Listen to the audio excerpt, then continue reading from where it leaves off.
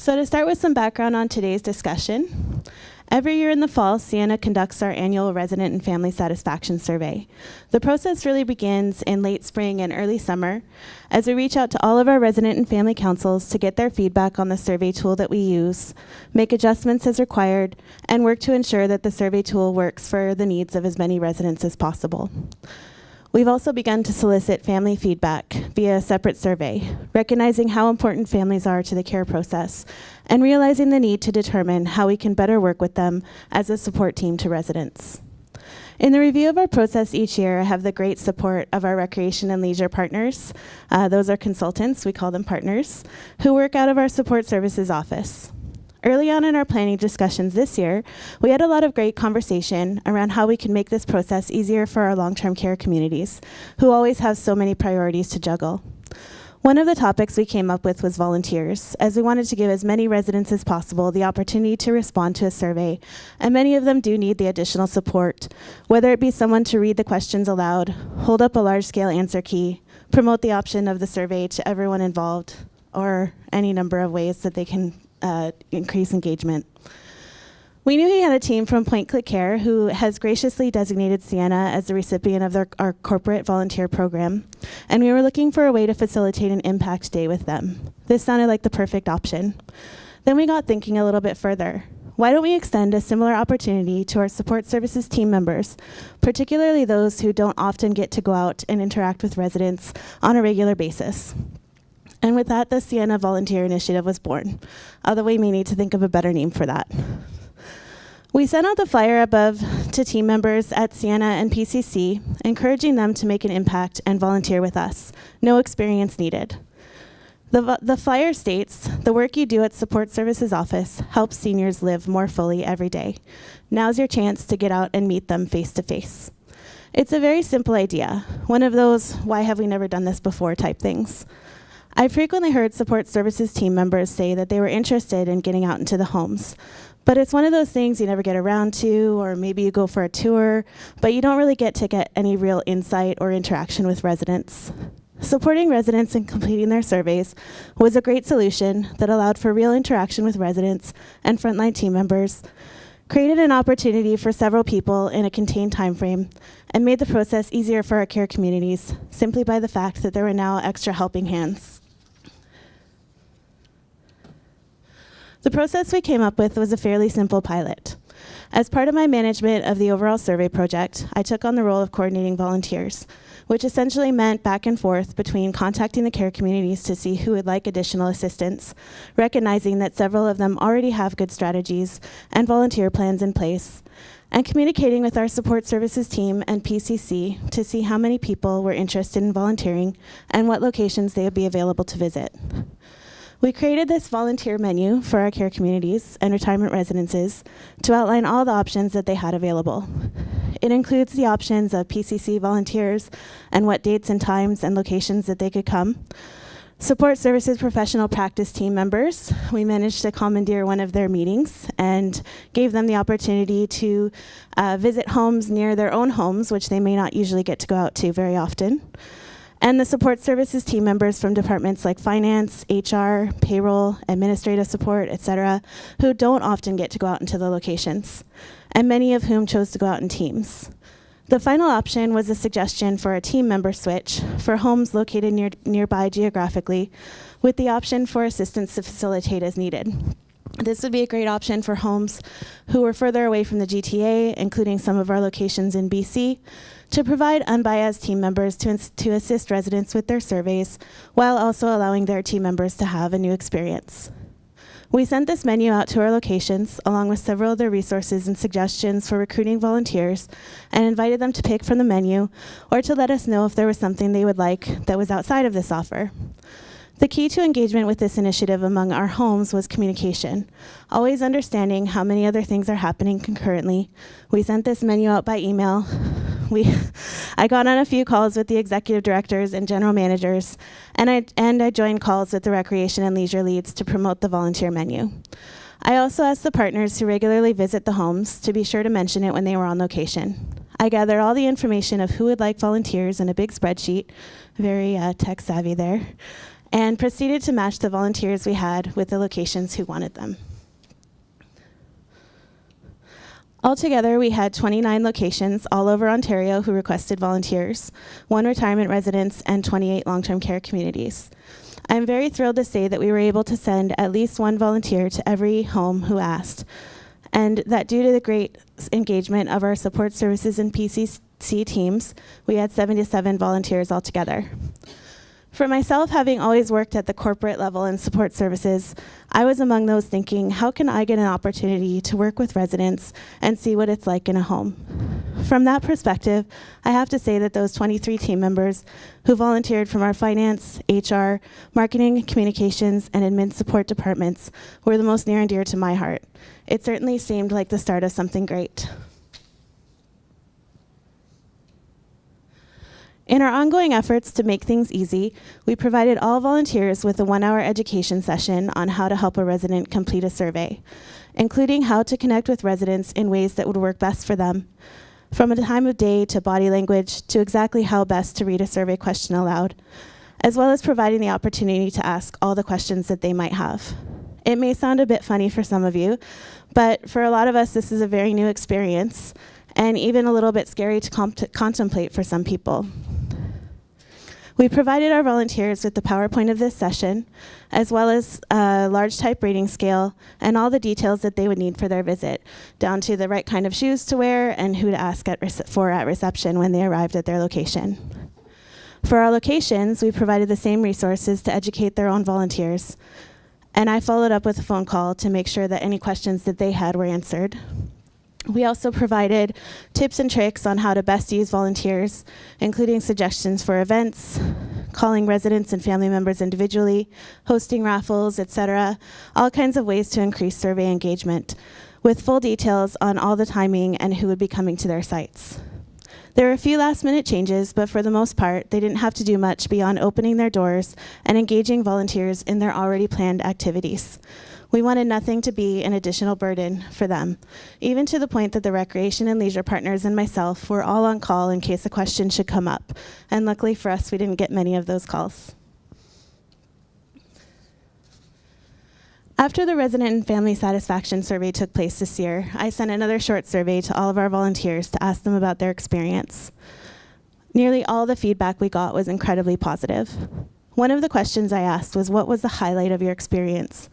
We heard responses like establishing connections with the residents, talking with the people who live there, walking a mile in our frontline staff shoes, meeting and interacting with the residents for the first time. Another volunteer stated it was a priceless and rewarding experience, one that I would love to do again. One of the recreation and leisure leads from our retirement residents stated, I asked the residents at the general meeting if they appreciated having non-bias volunteers from support services there to assist them, and they all appreciated it. They thought it was a big step forward from previous years and would like to see that offered again in future years. Another volunteer from our finance team who went out said, I was welcomed warmly and treated like a VIP the entire time I was there. I was given a tour of the home and introduced to many of the team members and residents.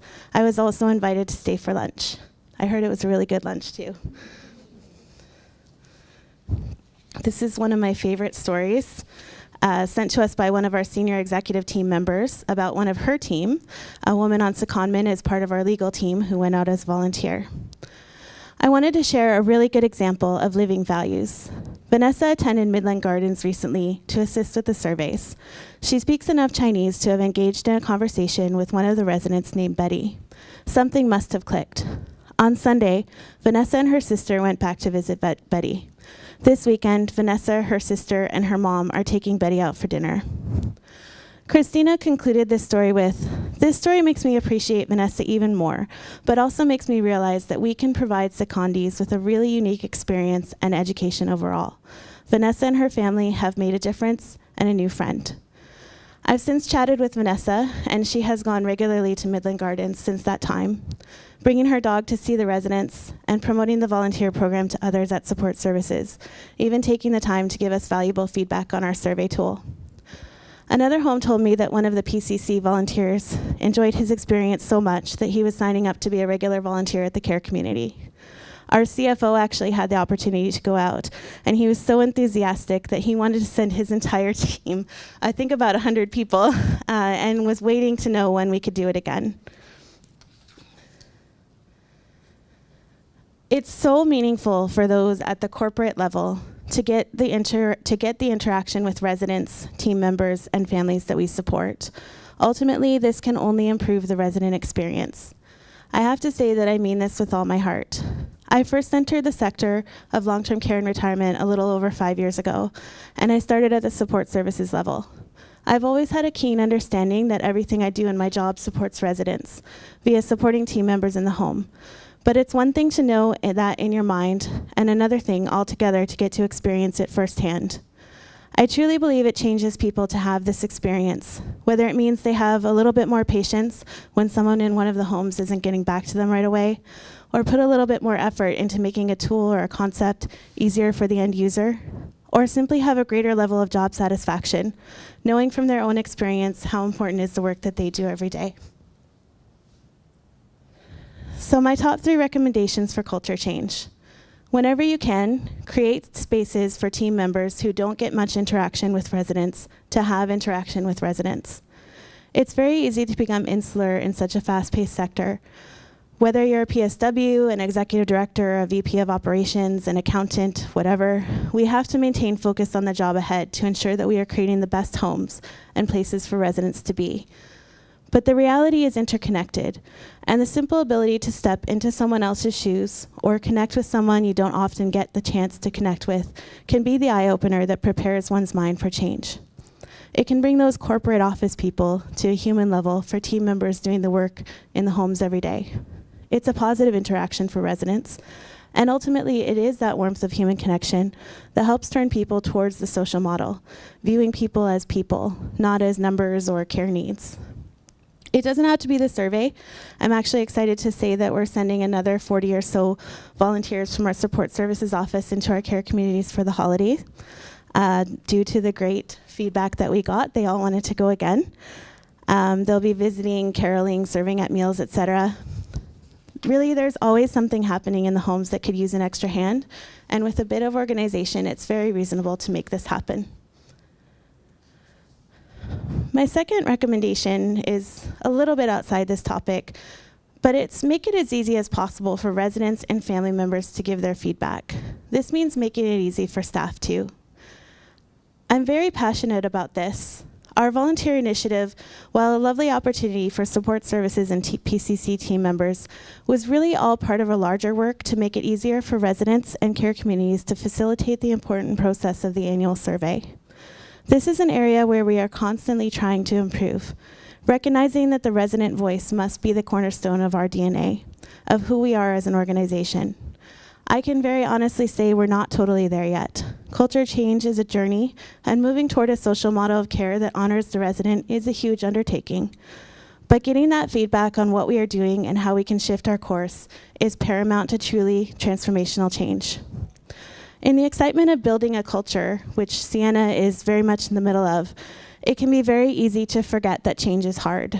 We're fast-paced, we see the end goal, we think we know how to get there, but too easily you can bowl right over people if you're not being careful. Taking that extra time and thought and planning towards making change more palatable, or at least just a little simpler to manage, may be the thing that makes all the difference. And I would like to close with this thought. This is especially for all of those who are managers or leaders. Open the door for your passionate people. I was very inspired at the first Culture Change Exchange by a PSW named Kaden, who talked about going to the Pioneer Conference, hearing a talk on how disruptive call bells can be to residents, and then setting out on a 2-year journey to eliminate call bells in his care community, an initiative that is now spreading to more of his organization. As someone personally who started off in an administrative position with 0 experience in long-term care, I might easily think that I have no business trying to initiate change. I might in fact have a lot of great ideas, but no real opportunity to share them. I might have a huge amount of potential, but not get the opportunity to grow or learn through education or attending meetings or learning more about what happens outside my sphere. I am a passionate person, and I speak for passionate people when I say that if we're spending all of our time beating down doors and trying to get past the no's, and we will beat at that doors because that's who we are, we may be so tired by the time we get through that something is lost. Something might just not be there anymore. I well remember a conversation that I had with one of the senior team at Sienna a while back. I was thanking her for giving me the opportunity to do and be part of so many great things, knowing what an exciting time it is in our sector and in our organization. She said to me, "Well, Kelly, you're the one who's doing all the work here. I'm just opening the door." And it really struck me then what a difference that made to have an open door. All of the energy that might have been put to defeating a no was instead welcomed by a yes. You all have these people who are willing and excited to do the work of culture change, no matter how small or large the shift may be. You have residents and family members who are willing and excited to do that work. Open the door to these people. Let them do the work that they are burning to do. Let them learn and go to conferences like this and attend meetings they don't belong in, and welcome their voices. If the yes isn't immediately apparent, help them find out how it can be. Open the door, sit back, and watch what happens. This is how culture change happens. Thank you.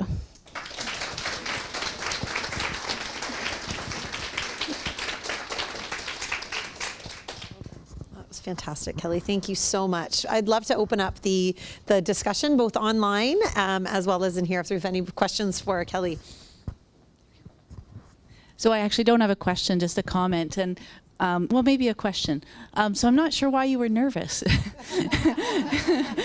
Yeah, that was just, well, you did a fantastic job. You really, very inspirational. So thank you. I think I just would like to add that this is a perfect example of fail-safe. We had many conversations around, when we began the conversation around, well, this is a great idea, but what if? What if this happens? And we stepped back and said, what if that does happen? What if no one comes forward? What if no one shows up? What if it's a negative experience? All of that would never change the fact that we were going to implement a resident satisfaction survey. The surveys were going to get done. But it was a perfect example of the what if. What if it goes well? Because it did go fabulously well. We've had unbelievable positive feedback from both our team members as well as PCC. And I think to David's point earlier today, breaking down the stigma, I think it's everyone in the long-term care sector's role to figure out ways to do that. And it's inviting people into care communities to see what life is in care communities and what it could be. So thank you, Kelly, for sharing your story. Thank you. Just add that a few of the volunteers who went out told me that they were only able to get through about 2 surveys in the 3 or 4 hours that they were there because of the conversations that they were having. And they just were floored by it. They loved it. It was such a great experience for a lot of people. So That's excellent. Very well done. Excellent. Thank you so much, Kelly. thank you.